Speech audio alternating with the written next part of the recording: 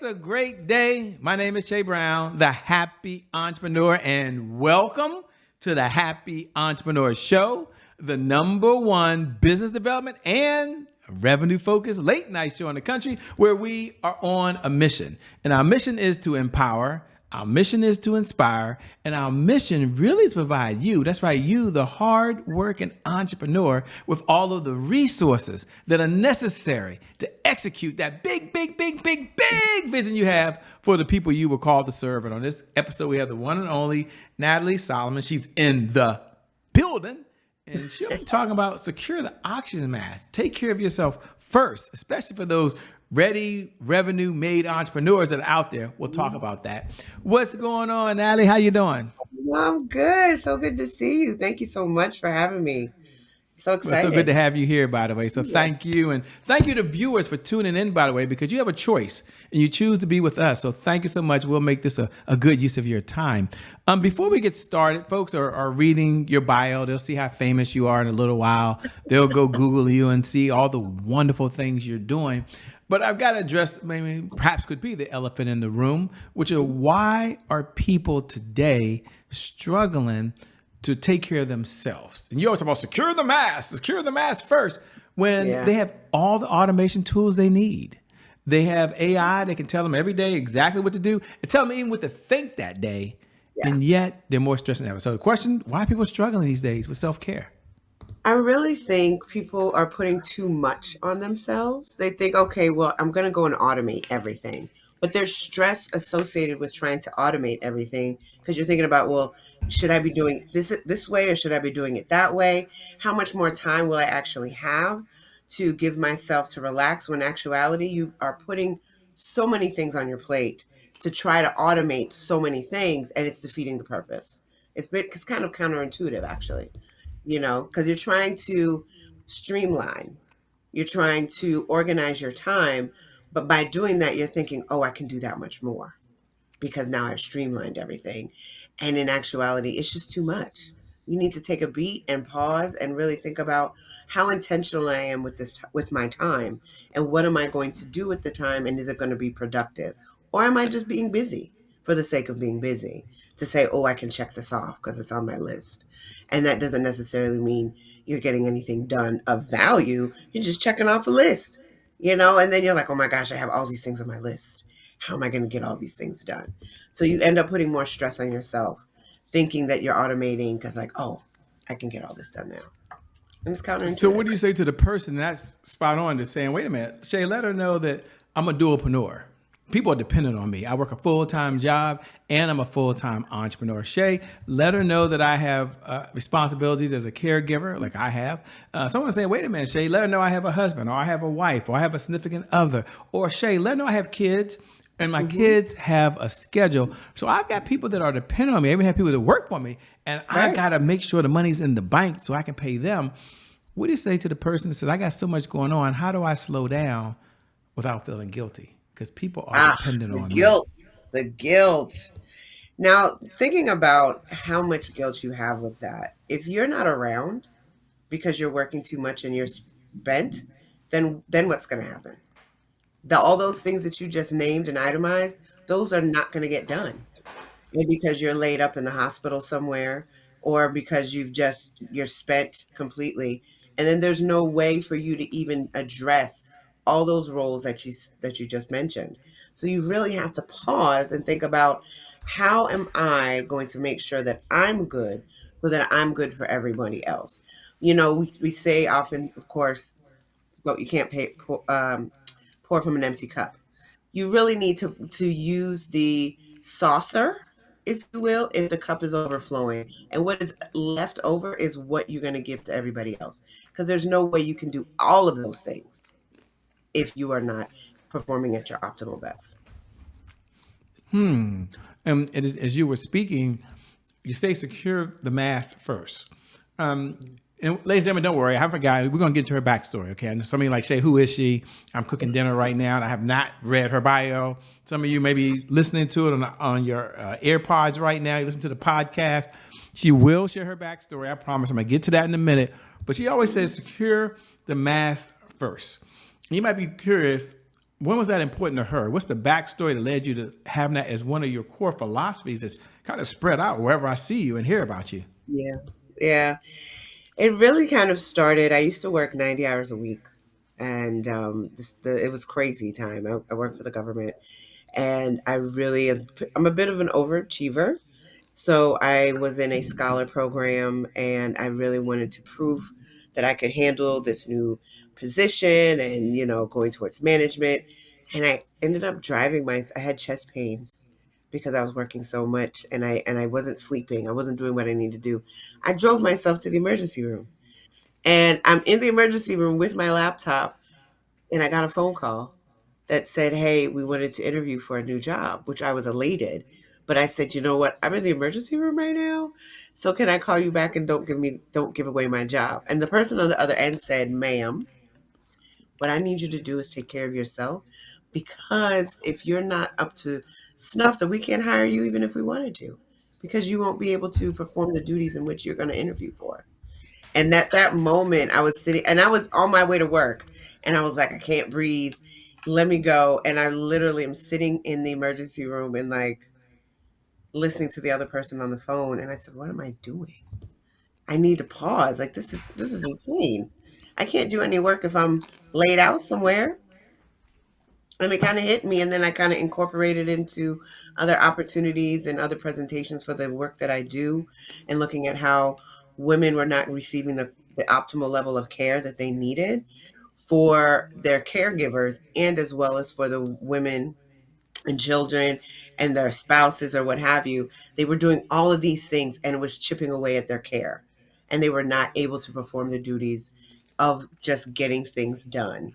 And it just kind of started from there, because I was like, there's no way these women that are living with a chronic illness, that are living with HIV, and they're trying to do 6 million different things, are not going to be able to take care of themselves, let alone their families, if they do not pause and really take some time and reflect on what is in their best interest.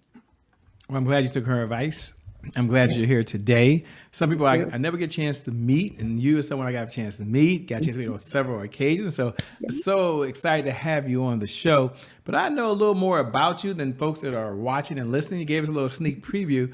Give us the origin story. Give us the backstory on who you are as a person and why you're so passionate about what you do these days. I would say I've lived with a number of chronic illnesses over the years, and they've led me to sometimes a survivor mentality, which isn't always a good thing.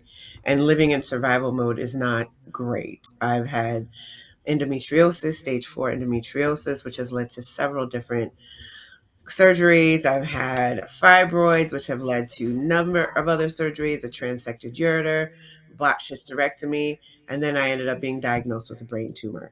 And a lot of these things were going on at the same time. So if you can imagine trying to pick which ailment I had to deal with, I was like, if I don't take a pause, I'm going to end up in the hospital again.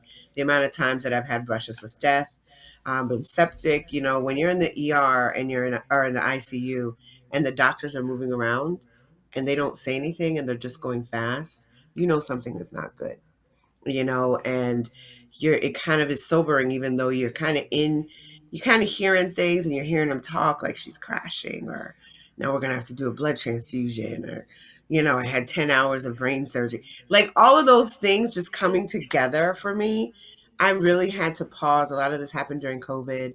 So I had a lot of time to sit in a room by myself, and it causes you to reflect on what do you want your life to be moving forward?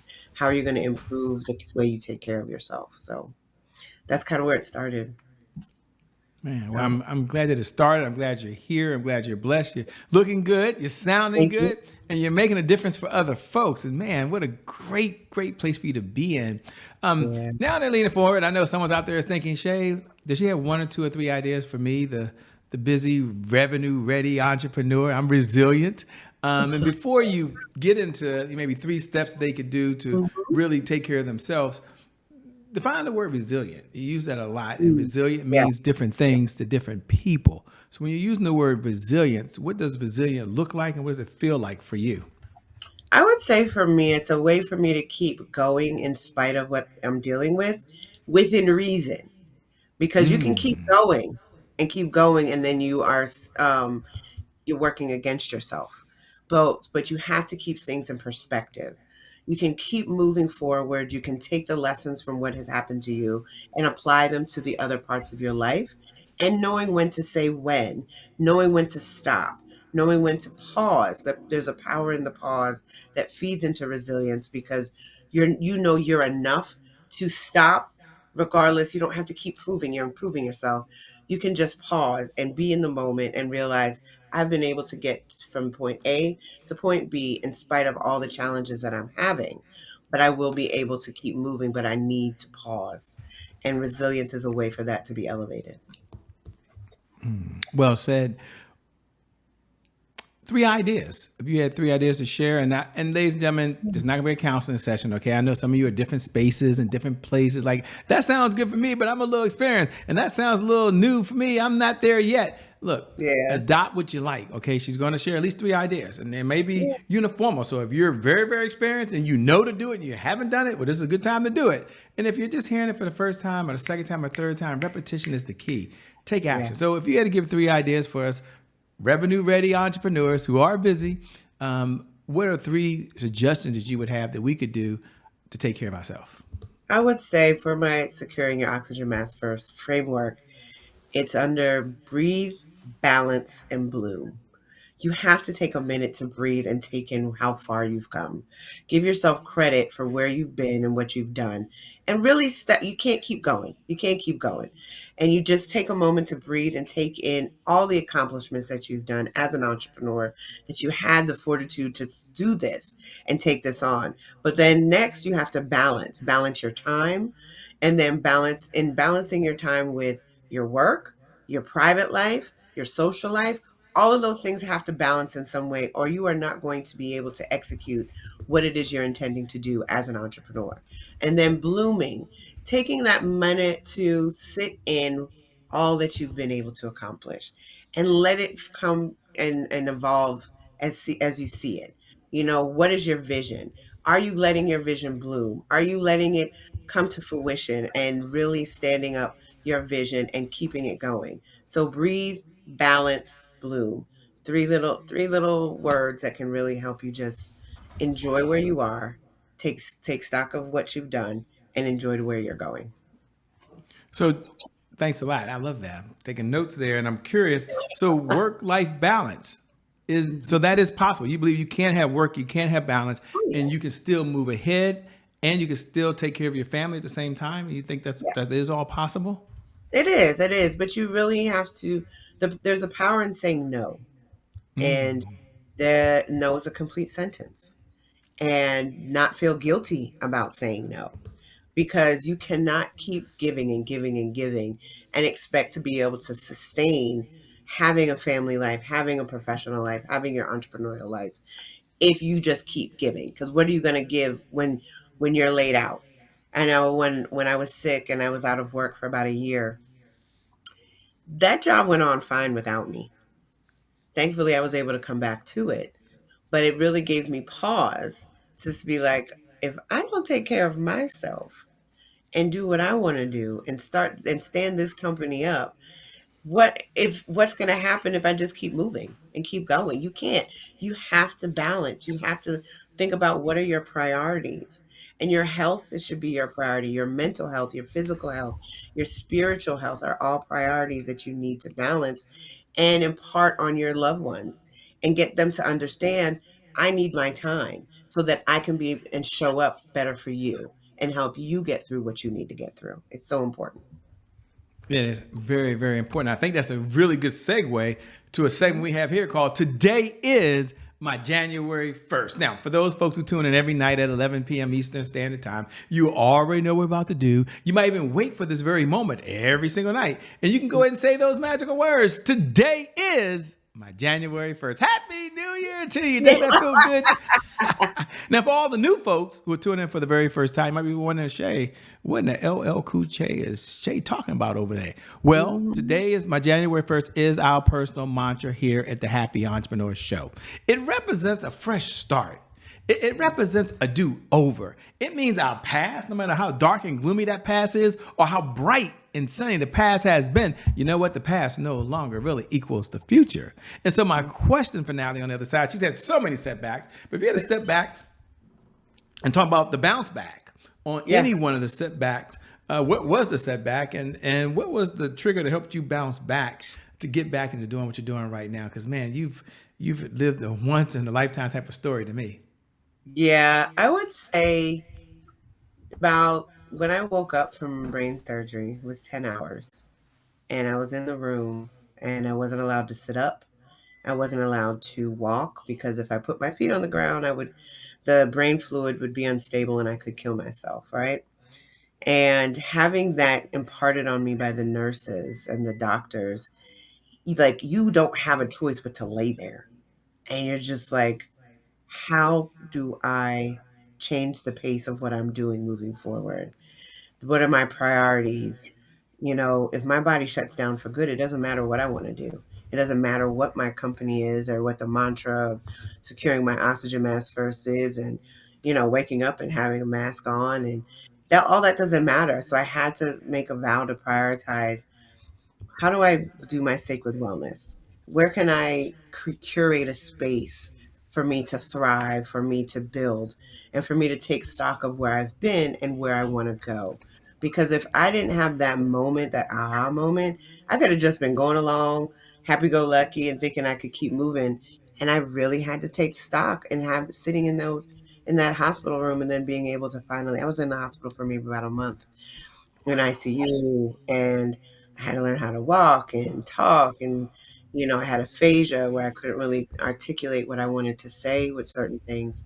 And I taught for my job, and I'm an analyst, and certain parts of my brain weren't working the way that I needed it to work. I'm like, what am I going to do? This is what I went to school for. I'm a public health practitioner. I analyze stuff.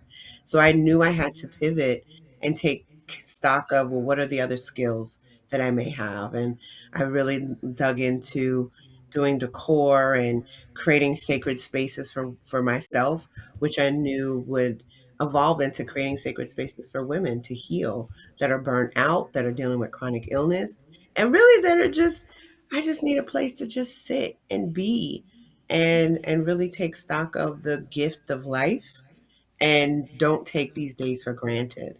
And it really kind of propelled me into expanding the vision of what I want to do, as I'm building my business. Yeah, I love that. Don't take life for granted.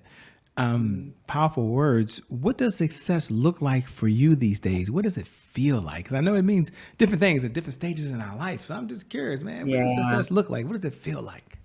Success for me at this point is imparting ways and techniques for women to take care of themselves. Last week I did a women wellness workshop for some ladies of Jack and Jill, and it was really taking stock of these women that are taking care of their families, but they're neglecting themselves, and really taking time for them to realize how much they're bringing to the table for themselves, how much they matter, and bringing that to light for them so that they're not just going and keeping, moving and like robots. And we were able to talk about those things and that they weren't just a mom, that they were a woman, that they were an entrepreneur, that they were whatever their profession was, but that one role did not define them. And helping women realize how much they matter, how much it's important for them to take care of themselves unapologetically, and really, be mindful of that self-talk that they may have, and really just pausing, really just taking a beat. And that really was something that the ladies, they seemed like they were like, it's so nice to just talk about me for a second, and for me to acknowledge what I bring to the table, to know that I'm still a woman outside of all the other things and all the other roles that I have. And if I can help women acknowledge that and embrace that and put that as up to the forefront, to understand that once you take these things into consideration, you're going to be better for yourself and better for everyone else that you come in contact with as a caretaker, as a wife, partner.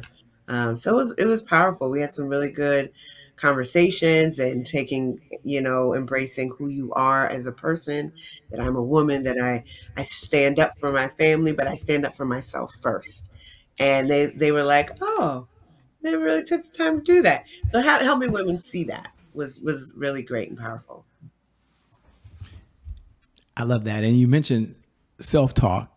You mentioned Yeah. so many words. Being able to have this self empowering belief that's inside of you first. And that's what I keep Hmm. hearing. It all starts with us first.